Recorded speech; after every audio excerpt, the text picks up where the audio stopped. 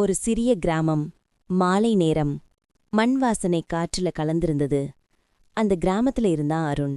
சின்ன வீடு, சின்ன வாழ்க்கை, ஆனா பெரிய மனசு. அவன் உலகமே அவன் அம்மாதான். காலை எழுந்த உடனே அவன் பார்க்கற முதல் முகம் அம்மா. இரவு தூங்குறதுக்கு முன்பும் அதே முகம். ஆனா அந்த முகத்துல இருக்கும் சோர்வு மட்டும் நாளுக்கு நாள் அதிகமா போய்கிட்டே இருந்தது. அவங்க காலை விடியற்காலையிலேயே எழுந்து வீட்டை சுத்தம் பண்ணி பிறகு வேலைக்கு போவாங்க.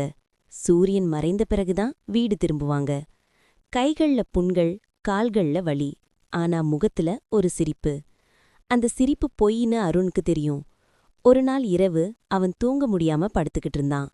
அம்மா தூங்குற மாதிரி நடிச்சிட்டு இருந்தாங்க. ஆனா அவங்க மெதுவா அழற சத்தம் அவன் காதுல விழுந்தது. அந்த இரவுதான் அவன் ஒரு முடிவெடுத்தான். இனி நான் படிக்க மாட்டேன், வேலைக்கு போவேன், அம்மாவை கஷ்டப்பட வைக்கக்கூடாது. அடுத்த நாள் அவன் பள்ளிக்கு போன மாதிரி வீட்டை விட்டு வெளியேறினான். ஆனா பாதம் மாறுச்சு. ஒரு டீ கடைக்கு போனான். அண்ணா, ஏதாவது வேலை இருக்கா? அந்த கடைக்காரன் அவனை பார்த்து சிரிச்சான். பள்ளி போக வேண்டிய வயசுல வேலையா? அருண் தலைய குனிஞ்சு சொன்னான், வேலை வேணும் அண்ணா. அந்த நாள் முதல் அவன் வாழ்க்கை மாறிப்போச்சு. காலை பள்ளி இல்லை, டீ கப், பாத்திரம், சுத்தம், ஓட்டம், சத்தம். சின்ன வயசுல பெரிய வாழ்க்கை. மாலை வீட்டுக்கு வரும்போது அம்மா கேட்பாங்க, பள்ளி எப்படி இருந்தது? அவன் எப்போதும் ஒரே பதில், நல்லா இருந்ததம்மா. ஆனா அவன் கைகள்ல இருக்கும் சின்ன சின்ன காயங்கள் அம்மா கவனிக்காம போயிடுச்சு. நாட்கள் கழிச்சுச்சு. ஒரு நாள் மழை பலமா பெய்ந்தது. அம்மா வேலைக்கு போக முடியல. அதனால அவங்க தானே அருண் படிக்கிற பள்ளிக்கு போனாங்க. அங்கே ஆசிரியர் கேட்டார், யார் நீங்க? நான் அருணோட அம்மா. அவர் ஒரு நிமிஷம் அமைதியா இருந்தார்.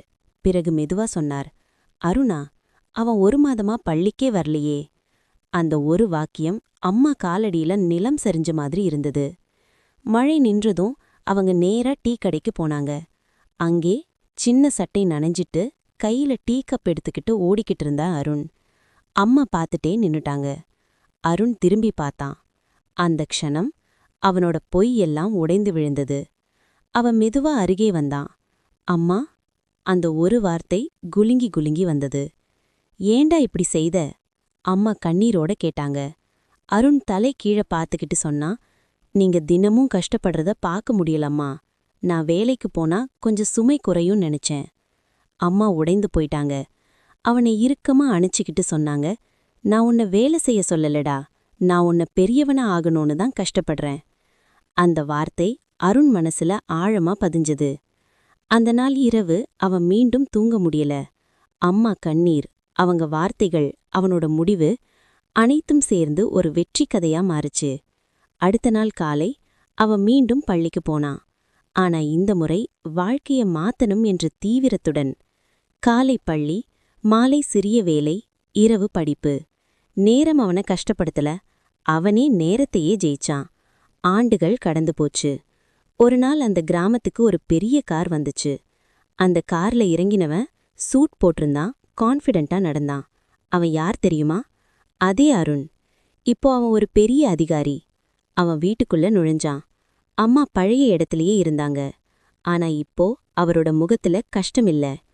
அருண் அருகே போய் அவங்க கைய பிடிச்சு மெதுவா சொன்னான், அந்த நாள்ல நீங்க என்ன நிறுத்தலேன்றா இன்னைக்கு நான் இங்க இருக்க மாட்டேன். அம்மா சிரிச்சாங்க, கண்ணீரோட. அந்த சின்ன வீடு, அந்த கஷ்ட வாழ்க்கை, அந்த தியாகம் அனைத்தும் சேர்ந்து ஒரு பெரிய வெற்றி கதையா மாறுச்சு.